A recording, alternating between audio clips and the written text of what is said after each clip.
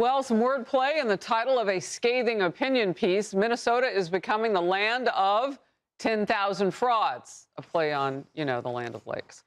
Jason Chaffetz is coming up in focus. First, let's go to Garrett Tenney with more on this developing story. Garrett. Yeah, Harris, we are already seeing ICE ramping up its efforts in the Twin Cities, with federal agents focusing on Somali individuals who are in the country illegally. But the Trump administration is also looking at ending temporary protected status, TPS, for a long list of countries, including Somalia, that's allowed folks to live and work in the U.S.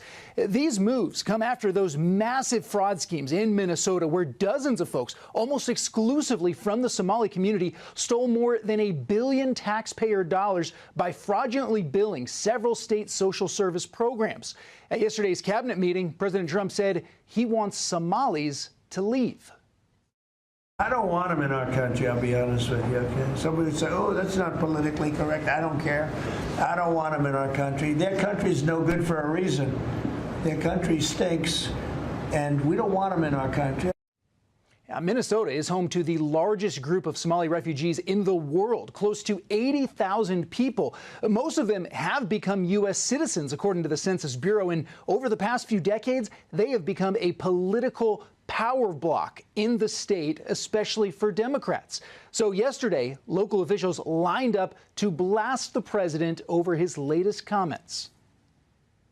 To, again, villainize an entire group is ridiculous under any circumstances.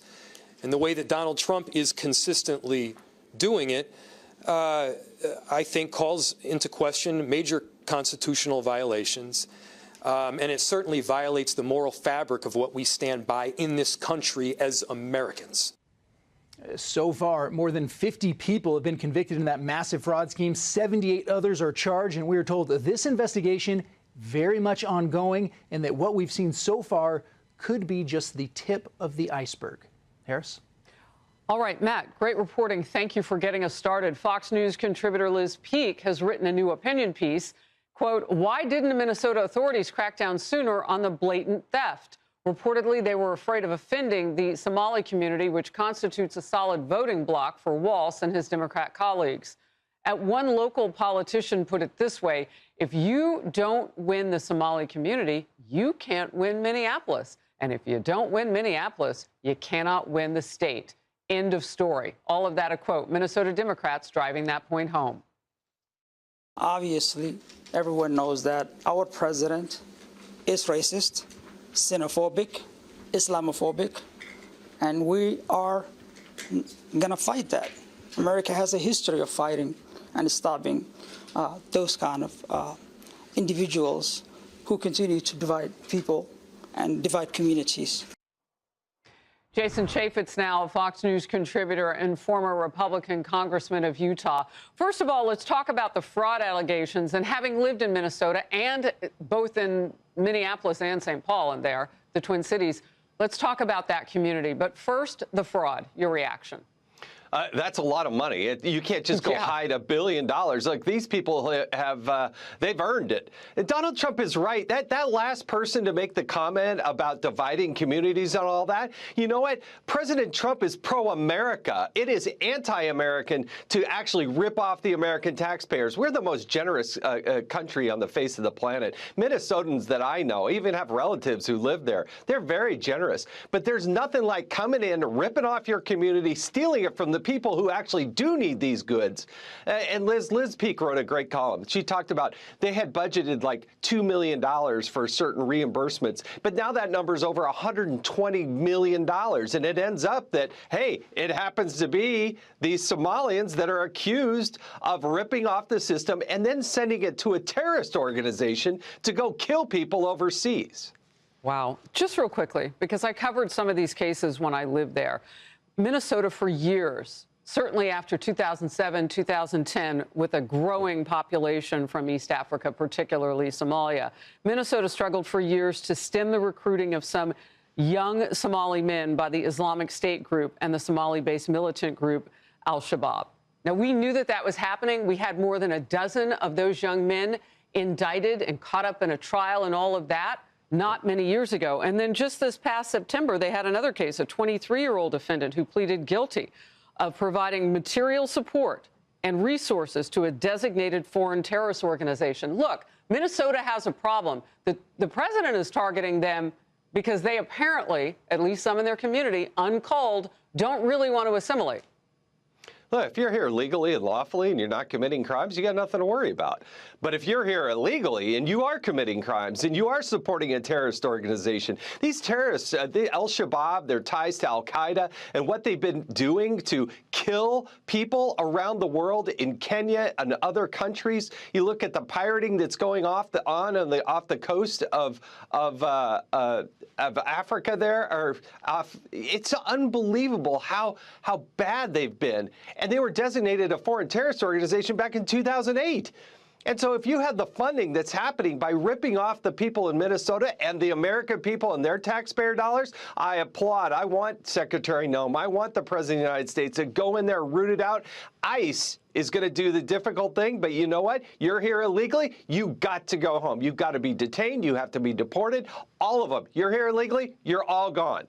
So why would a Minnesota governor get involved in this? What are the politics? Let's dig into that. A new opinion piece now has this headline: voters were right to reject Tim Walz in 2024. And here's part of it, quote, Walz is wildly incompetent as both a politician, as a governing executive as well. He is a hypocrite who gives lectures on morality one moment and cheers the possible death of his political opponents the next. In all, Walz is one of the worst people in our politics, someone who would run both the government and our political culture further into the ground, end quote. Your reaction?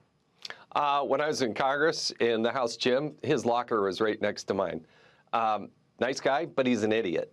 And he's had his chance. And you know what? He's absolutely blown it. He's shown that his political colors are all about protecting his backside rather than doing what's right for America, right for Minnesota, and doing what he's supposed to be doing.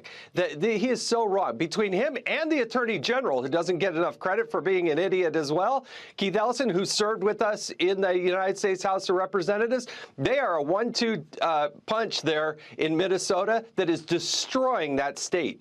And Donald Trump's going to help save that state. And I think the majority of Minnesotans are going to applaud him for cleaning up this fraudulent mess that they've created. Yeah, look, if anybody wants to do their homework on what they're dealing with, and I say the word some, not all, within the Somali community that are being looked at now, especially those here illegally, they can go to PBS, because that's the report I was quoting from. Right. Yeah, I mean, it's fact. All right. Let's do this. A survey by the right-leaning Media Research Center shows that over the past week, broadcast network Nightly News almost completely ignored this massive fraud story. ABC and CBS didn't cover it at all, not even a second. NBC spent less than 60 seconds on it. Now, I know you're not shocked by this, but I thought Democrats cared about COVID money and helping people out. Like, you would think that the mass part of this fraud, they would care about. That's the part of the story that I don't understand from the media and from the Democrats. They believe, you hear Zohran Mamdani and others talk about, hey, we need more government, more resources, because there's no problem in your life, small or big, that government can't solve. But when you steal the money from government, guess what? The recipients of those who actually need it, they're the ones that are harmed the most. And that's part of the story they never, ever tell, because they want to perpetuate this myth that big government, more government, is infallible, and that we need more money, that the cupboards are bare. I would always hear Nancy Pelosi say, the cupboards are bare, we have to spend more. We're spending $4 trillion plus, and they still can't get it done, and then to have it ripped off by $1 billion. That's a massive amount of money, Harris. Jason Chaffetz, great to start off the show with you in focus. Thank you. Thank you.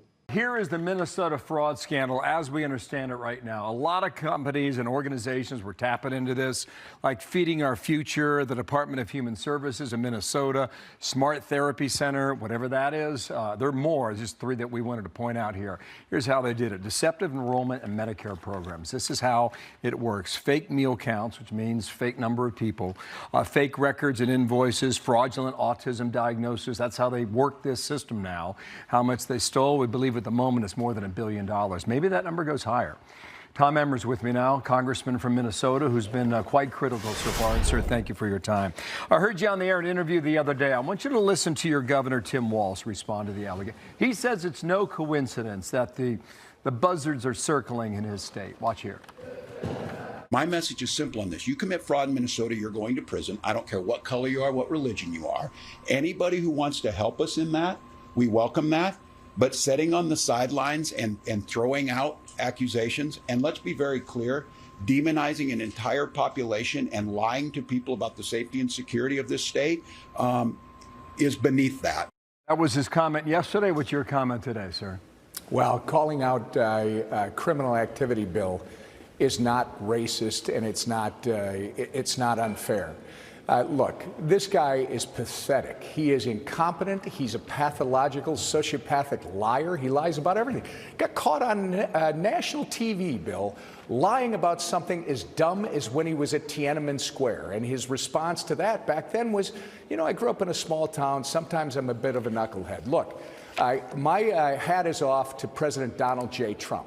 We have been trying to sound the alarm on this fraud that has been going on since the beginning of the Walz administration for more than 3 years. And it wasn't until Donald Trump sent his truth out a couple weeks ago that everybody started paying attention. You have correctly pointed out, it's already more than $1 billion that these fraudsters stole from Minnesota taxpayers under Tim Walz's watch, and the number is growing. It's not just the $250 million fraud case, the largest pandemic fraud case in the country that's feeding our future. It's Medicaid housing fraud. You go back, it's autism centers, the list goes on and on, daycare fraud. But let's just look at the housing one. The Medicaid housing program was created back in 2020.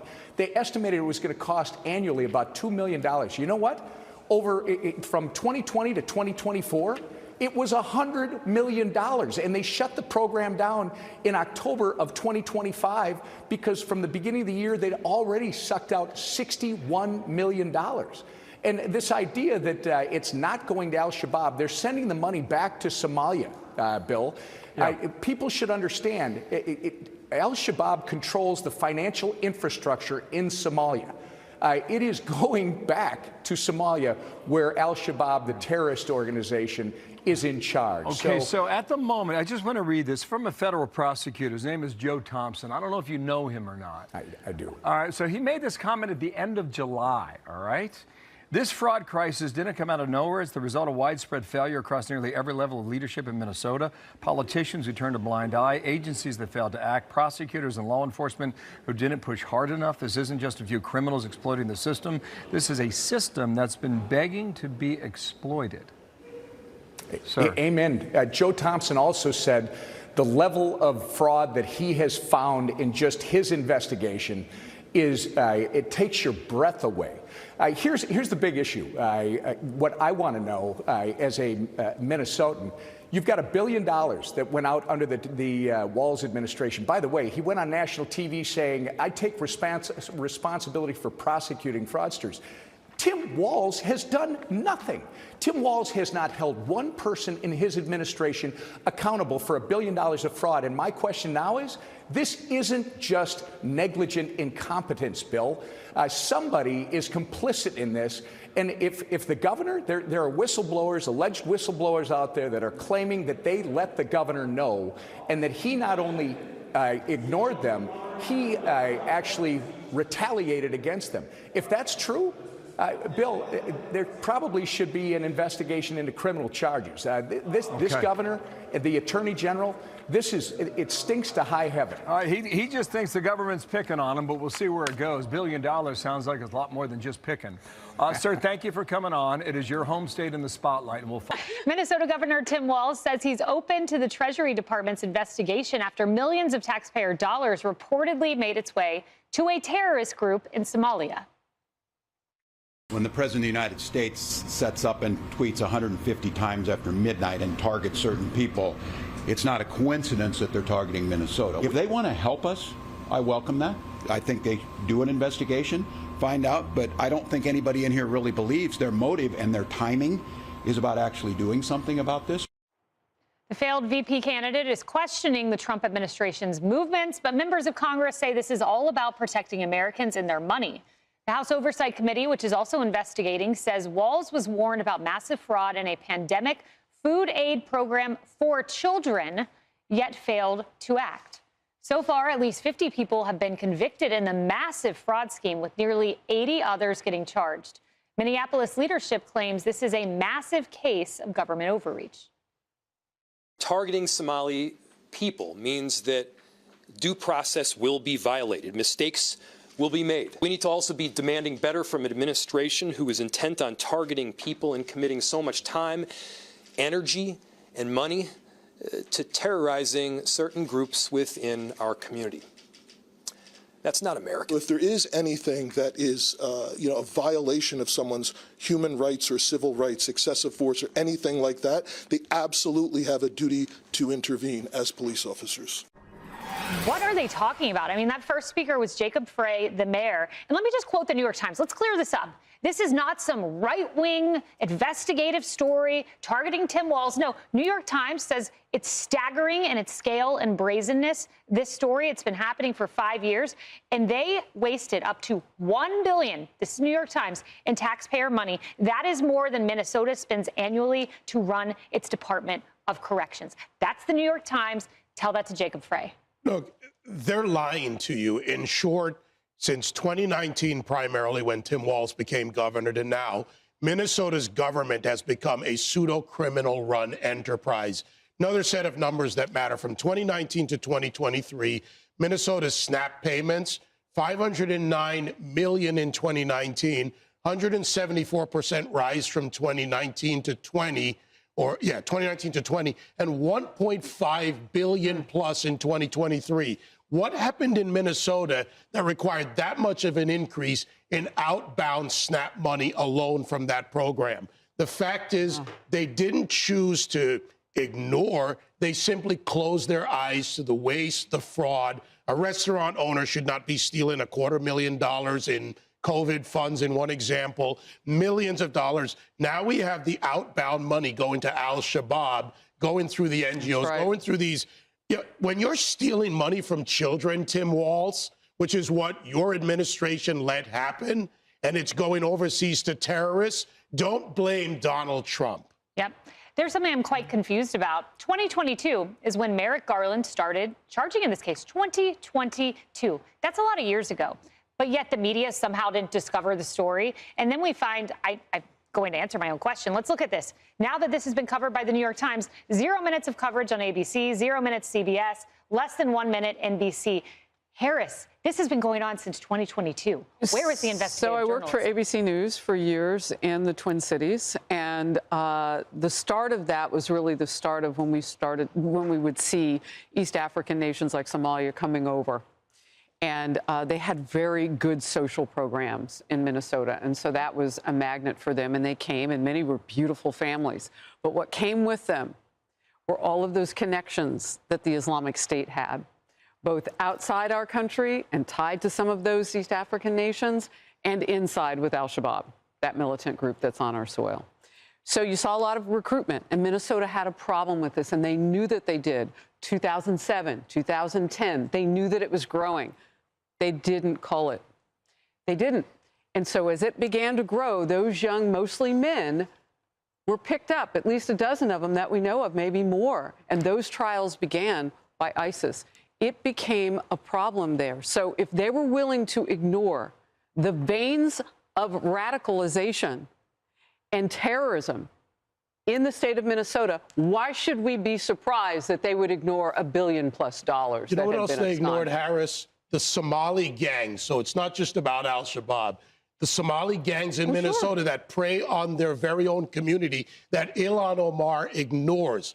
I have police officer sources there that have been telling me this for years. They're a voting base. You know, Kaylee, and I remember, because I was at the White House during this time, during COVID, And there were so many questions that came to me about the Paycheck Protection Program, which was there to support small businesses to keep American citizens on payroll. And there was so much criticism of that, just to keep people working, keep American citizens getting paid. All the while, the press was totally turning a blind eye to this. Yeah, and the reason why a thorough investigation into this scandal is so important is because it's really a perfect case study of the many failures of progressive governance.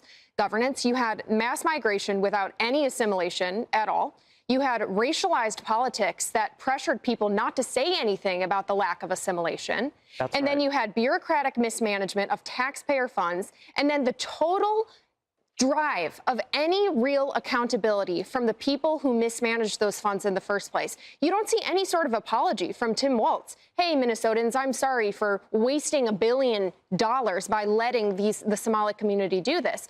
That is a major scandal. And, you know, it's not just Minnesota. And I will just say really quickly, to your point that this had been known for years, there is a group of state employees in Minnesota who said that they flagged this for Kamala Harris's campaign in the DNC when she tapped Tim Walz.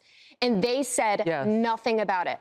And there is a reason why Brooke Rollins yesterday in the cabinet meeting said that she's going after other blue states who are refusing to turn over SNAP data. It is because this is not just a Minnesota problem. This is a California problem. This is a New York problem. Our taxpayer funds are being exploited and abused, and we need to get to the bottom of it. And, you know, at the heart of each of those states, Cheryl, is I was shocked to read this in the New York Times. The episode has raised broader questions for some residents about the sustainability of Minnesota's Scandinavian-modeled system of robust safety net programs sustained by high taxes. No. Yeah. Bingo. You want to bankrupt the city of Minneapolis? You know, go right ahead. But look, this is the tip of the iceberg, guys, on this investigation. I have a well-placed source that told me that the fraud is everywhere. It does point back to the Somali community, to be clear here, because of the al-Shabaab connections. But we're talking about Michigan. It's happening up in Canada. The same fraud schemes are going on in Canada. To your point about the Minnesota Department of Human Service employees, yes, they warned the Harris campaign, but they also warned Tim Walz specifically, and they were gaslit. They were ignored. They've been very vocal about it. And I don't know, thank you, the New York Times, for finally catching up to what everybody else already knows. But to your point about the politics, you know, Walz is running for governor again. That's right. So he has every reason to get in front of the cameras right now and decry all of this. Right. Because he needs the money. If you don't have the Somali community, as you know, Harris, if you don't have them behind you, you don't get elected. You can't win in the Twin Cities. You can't win the state. And look, Senator Tom Emmer, Republican running up there, yeah, he's got plenty to say right now. So Walz had better speak up. Otherwise, he won't be in that race. Oh, to be a Democrat, you can take taxpayer money intended for children, get it to terrorist groups unwittingly, and then have an aiding and abetting press corps. Like, wow, that's how this country works. Yeah, like any iceberg, there's a whole lot below the surface. So let's bring in the chairman of the House Oversight Committee, James Comer, for more on this. Mr. Chairman, good to talk to you, and thanks for taking the time today. I just want to put up on the screen here some facts and figures so folks at home can truly understand the depth of the fraud here. This was in the Minnesota Housing Stabilization Program. The predicted cost was $2.6 million annually. You can see the actual costs there eclipsed by at least 10 times, closing in on 50 times. First half of 2025, they spent $61 million on other examples of alleged fraud. Feeding Our Future program, $250 million. Autism treatment, $14 million. Medicaid, $18.5 million for services that were never provided. And allegations, Mr. Chairman, that Tim Walz, the governor of Minnesota, either turned a blind eye to this or actually empowered people to do this through political correctness. What do you want to know? Well, first of all, what you're going to see is the fraud entailed a whole menu of government programs, social programs, and that's kind of the mojo for the Democrat Party now. They want to put more and more money into social programs, but yet they refuse to accept responsibility for any type of waste, fraud, and abuse. What we know is the state employees in Minnesota rang the bell, they blew the whistle that there was massive fraud, and yet Tim Walz and Keith Ellison, the Attorney General, apparently turned a blind eye to that for fear of political retaliation from the large voting bloc of Somalis. Yeah, well, you just pointed that out, what the employees of the state were saying. This is from the Minnesota Department of Human Service employees. They posted this on X Saturday. They said, quote, Tim Walz is 100% responsible for massive fraud in Minnesota. We let Tim Walz know of fraud early on, hoping for a partnership in stopping fraud, but no, we got the opposite response. As staff, we firsthand witnessed and observed fraud happening, yet we were shut down, reassigned, and told to keep quiet, sometimes more. There are even allegations, Mr. Chairman, of retaliation against whistleblowers here. Well, sure, what it sounds like. If you disregard someone and reassign them to another position, that's retaliation.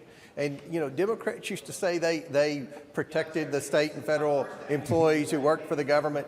But what we found is anytime you blow the whistle against the Democrat, you face retaliation. That's wrong. But the whole fraud scheme is wrong. And we want to bring those state employees in. We want to talk to them. We want to see all the correspondence that was had between the state agencies and the governor and the attorney general to see why they did not do anything at that particular moment. Such a disregard for taxpayer dollars is criminal in itself. But to do it for political gain, that's even worse. Hopefully, we can set an example and hold people accountable for this type of negligent abuse of tax dollars, because I think this is not just a Minnesota thing. I think you're going to see this in other blue states that all they talk about, these Democrat governors, is more and more social programs, more and more SNAP benefits, more and more Medicaid, but yet they refuse to admit that there's any level of fraud. So hopefully this is the tip of the iceberg, and I think this investigation could lead to many more investigations in other states and hopefully finally some savings of taxpayer dollars. Yeah, you would think, you know, if they're doing it in Minnesota, that's not the only place where it's happening. For his part, here's what Governor Walz said, defending his actions or lack thereof. Listen here. My message is simple on this. You commit fraud in Minnesota, you're going to prison. I don't care what color you are, what religion you are. Anybody who wants to help us in that, we welcome that. But setting on the sidelines and throwing out accusations, and let's be very clear, demonizing an entire population and lying to people about the safety and security of this state is beneath that. Just got a few seconds left, Mr. Chairman. Your response to that? I mean, this is happening right under his nose. He's trying to play the race card here. He's trying to play the discrimination card. No, the problem is Tim Walz. The problem is he was warned of this massive amount of fraud, and yet he turned a blind eye for political reasons. That's why he turned a blind eye. So we want to stop this from happening, obviously, but we want to find and hold people accountable for allowing this to happen and see if this is being replicated in other states. All right. Well, we look forward to the results of your investigation. Thank you for spending time with us today, Mr. Chairman. Thanks for having me. Welcome back. It's a story that's not going away, should not go away. President Trump is calling out Minnesota and their Somali community as ICE is zeroing in on the Twin Cities. They contribute nothing. I don't want them in our country, I'll be honest with you, okay? Somebody would say, oh, that's not politically correct. I don't care. I don't want them in our country. Their country's no good for a reason. These are people that do nothing but complain. They complain, and from where they came from, they got nothing. But when they come from hell, and they complain and do nothing but, we don't want them in our country. Let them go back to where they came from and fix it. You know, I'm sure there are very honorable, law-abiding, upstanding citizens and contributors from the Somali community here in the United States. But that doesn't mean we can't use our judgment, our wisdom, in analyzing the various contributions of communities and cultures. We're not going to pretend here that all cultures are of equal value or are the same. No one really believes that. No one makes individual choices on a day-to-day basis that reveals they think all cultures are the same, where they choose to live, what they choose to eat, who they choose to socialize with. It's mostly a virtue signal, and that's what you get from most politicians when it comes to this very serious conversation that needs to be had about our culture here in America. You normally get from politicians just pandering, just nonsense, just stuff like this from Minnesota's mayor. That's not American. That's not what we are about. And we're going to do right by every single person in our cities. And so, to our Somali community, Daman Shabka, Somalied Kunul, Minnesota, Garahan, Minneapolis, Waan, Ku Janilahai, Waan, Ku Gereb, Taganahan. Minneapolis Mayor Jacob Frey. I would be curious, I don't know Somali, if that's a little bit like Jill Biden saying she likes tacos. I don't know, because it's in Somali. I speak English because I live in America. And that's the point. This is a country with a culture, and we have a right to ask whether or not all cultures are compatible with the culture of America. And the current fraud scandal in Minnesota is a real big red flag. That is, if you believe the data and the investigation and the fraud. And of course, some are telling you, don't believe it. Don't believe your lying eyes. And you can guess who that might be. Congresswoman Ilhan Omar. State employees in Minnesota are saying they're worried about his handling of fraud and that he's to blame for the amount of fraud during COVID, about $1 billion. And you really believe that? Well, that's the latest figures that have been released. You believe state employees are actually saying something? Some DHS employees, yes, in Minnesota. I wouldn't believe everything I read online. How about this, Congresswoman? Can we believe our ears? Because it appears the state's Attorney General Keith Ellison is also tied to the $200 million fraud that was Feeding Our Future. This is leaked audio from 2021. Just getting the question, just getting the inquiry from the AG is sometimes enough to make people knock it off. And the people on the other end of that conversation, they appear to be offering Ellison something in return. And we are willing to put our money where our mouths are in that sense, helping elected officials that are interested in protecting communities of color specifically. Now, Somalia is ranked among the most corrupt countries in the world. It has a score of 9 out of 100, 0 being the most corrupt. And the number of Somali immigrants in the U.S. is rising from a population of 2,500 in the 90s to 145,000 in 2015, a decade ago. Who knows what the number is today, but temporary protected status for Somalis has been extended 27 times. So where are the Somalis living in the United States? Well, here are your top 3 states: Minnesota, Ohio, and Washington. Number 10, you can see on that list, is Maine. And one of our viewers brought this to our attention. Kudzu Moose writes in Maine, there is a large Somali community near the Lewiston area. That's sort of a rough area with a lot of drugs. I'm not saying that they are involved in that, but Lewiston has a reputation. Maybe some of your Maine people can give you more information. Let's do that. Let's seek more information. Joining me now is Editor-in-Chief of the Maine Wire, Steve Robinson. Steve, it's great to have you on the program. I know that you've done a lot of reporting on this. Is it true? What's going on in Maine? Well, it's absolutely true, Will, that there's a corrupt nexus between the Somali diaspora that began arriving in Maine about 25 years ago and the Democratic Party. They've created NGOs, they've created Maine care agencies, Medicaid agencies, and money flows through policies that are passed and supported by Democratic politicians into these groups. These groups then turn around and do get out the vote efforts in migrant communities, registering so-called new Mainers to vote for Democrats. It's important for viewers to understand that it's not just a group, a foreign culture coming and taking advantage of the welfare system. There's certainly some of that happening, but there's a political class that's enabling this because they can use the migrant populations, the diaspora, which they don't really care about, to enhance their own wealth and their own power.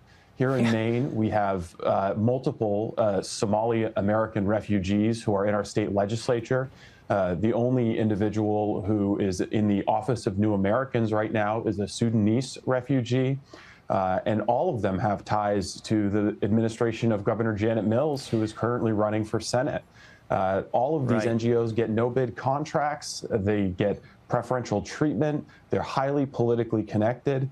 And they're a diaspora of really somewhere between 10,000 to 20,000 in the Lewiston-Auburn area. No one really knows exactly how many of them there are, Will. Yeah, and I want to be clear about something. This isn't to besmirch every single member of the Somali community. That is not what this conversation is about. The conversation is about whether or not there is a corruption problem at disproportionate numbers within that community, affecting the public services and the coffers and the tax-paying Americans in various states across the country. And that seems to me a very worthy enterprise, not just of journalism, but of any politician, to figure out if you're defrauding Americans to the tune of hundreds of millions of dollars. And the conversation's bigger, as you point out. It's also about the political class, like Jacob Frey. like Keith Ellison on a very suspect call, like Tim Walz, or maybe like the politicians in Maine? I think you're absolutely right to talk about individuals. And if you want to talk about individuals, we have Abdullahi Ali, who is the CEO of Gateway Community Services in Maine. Under the LePage administration, Gateway was audited and found to have overbilled Medicaid by more than $700,000. It's money they still haven't paid back. And at the same time, in 2024, he was in Somalia running for president of Jubaland, the semi-autonomous southern state of Somalia, bragging in Kenyan media about buying arms and paying militiamen to support his bid for the presidency of Jubaland. At the same time, he's being celebrated in the main media. Today, we had Ayman Osman in Lewiston, a city councilor for Ward 5. He was just indicted on 2 Class B charges by a grand jury for possessing stolen goods and theft. He doesn't even live in the ward where he's claiming to be the city councilor for. His brother, Rilwan Osman, runs a Medicaid NGO that has overbilled Maine Care for $2.5 million in the past. So we can talk about individuals all day long, Will.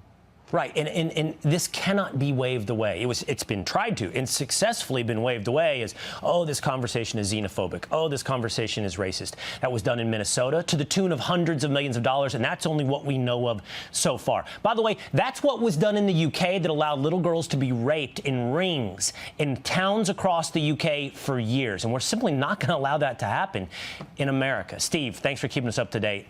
As our viewer, Kudzu Moose, asked about what's happening in Maine. Thank you, Steve. Now, let's say you have 2 families in any neighborhood, one headed by a father who is gainfully employed, paying his taxes, raising his kids right, and another family is headed by a dad who's making huge money through fraud schemes, buying expensive cars, taking his kids on lavish trips, knowing all along he's protected by powerful politicians. Now, which family do you think will soon become the example for all to follow? Well, this scenario is actually playing out right now in Minnesota, where too many have concluded that crime does indeed pay, at least in the Somali community.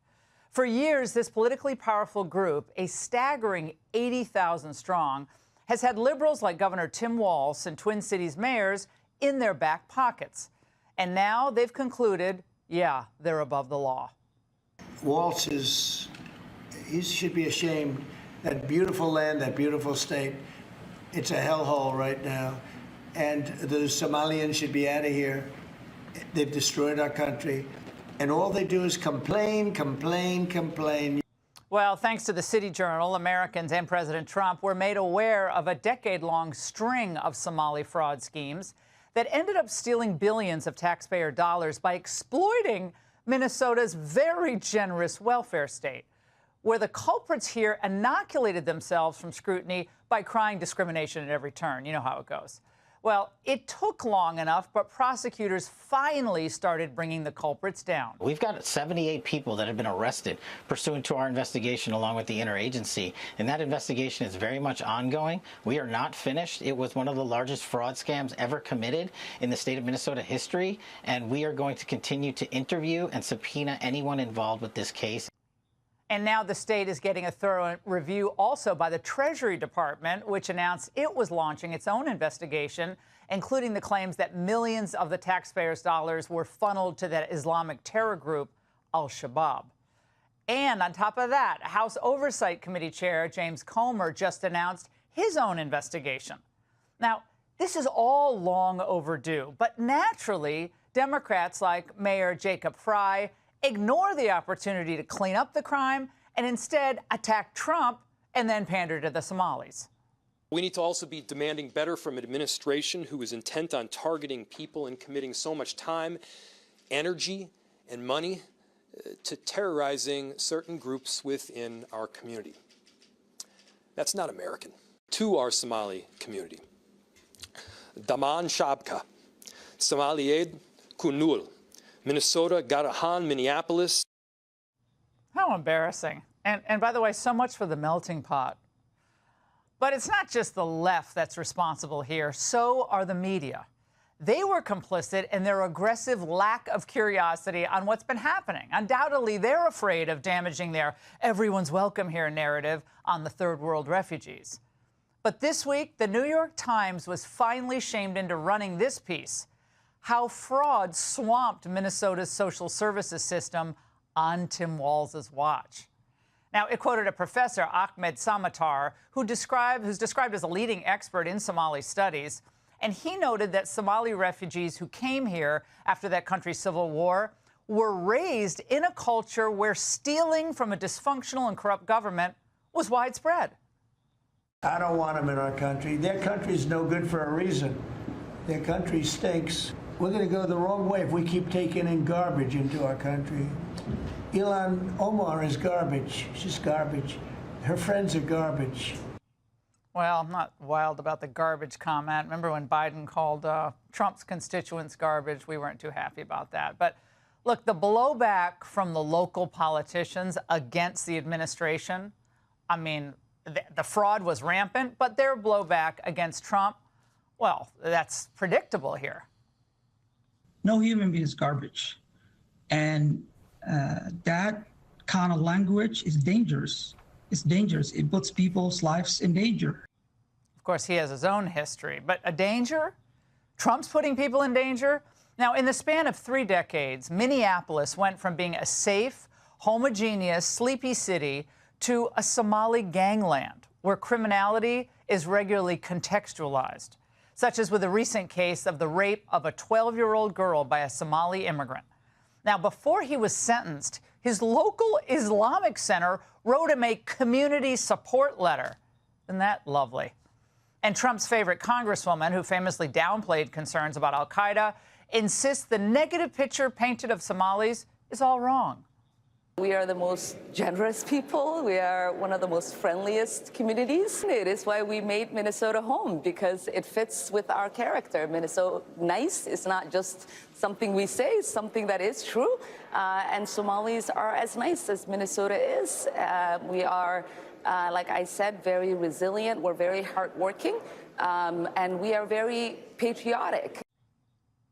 Okay, well, if that's true, then the community should have no problem following and respecting American customs, because patriotism requires respect for American law, even when it means that some in your community are sent to prison or sent packing. And that's the angle.